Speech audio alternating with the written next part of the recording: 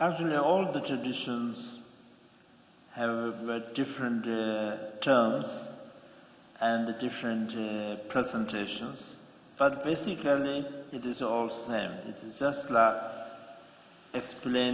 some explaining more from the base point of view, some explaining more from the path point of view, some explaining more from the result point of view. But otherwise, I think basically they are all same. Within Buddhist schools also there are many different philosophical schools,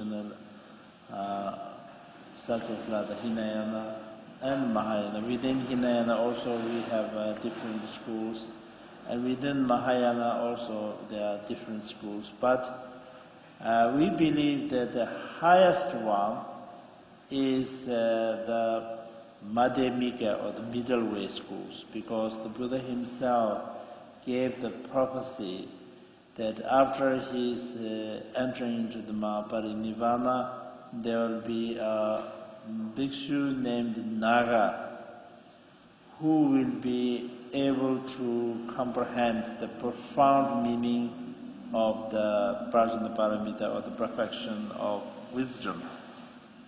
So as Buddha made the prophecy, the great Indian master Nagarjuna, who was the original master explaining the Madhyamika, or the middle way school of view.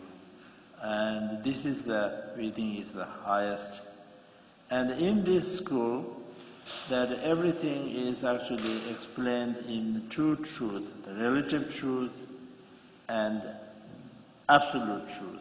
And in the relative truth, that they take all, everything is interdependent origination. You see, everything is with the cause and the conditions. When the cause and the conditions get together, then it appears, just like the pictures appear on the television screen. The life was also appearing. But because it is an interdependent origination, that it is not an inherent existence. Because if it is an inherent existence, then it have to appear without depending on the cause and conditions independently. But it is not. So at the relative level, see all as an interdependent origination, and it is all like a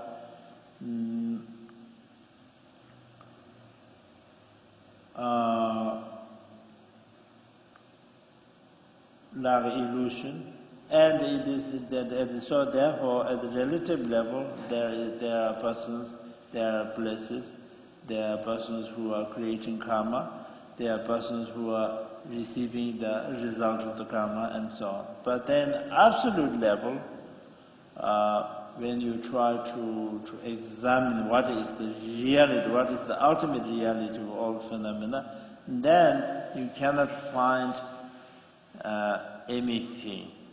If you try to hold the view such as like existing or the non-existing, or both or neither, or even as an inexpressible state, it is just a way of saying. But if you hold inexpressible state, also if you as it is said in Departing from the Four Attachments, if grasping arises, you do not have the view, which means if you grasp anything, then then it is not right. The true view is beyond any perception, beyond explanation, beyond expression, and so such a view is the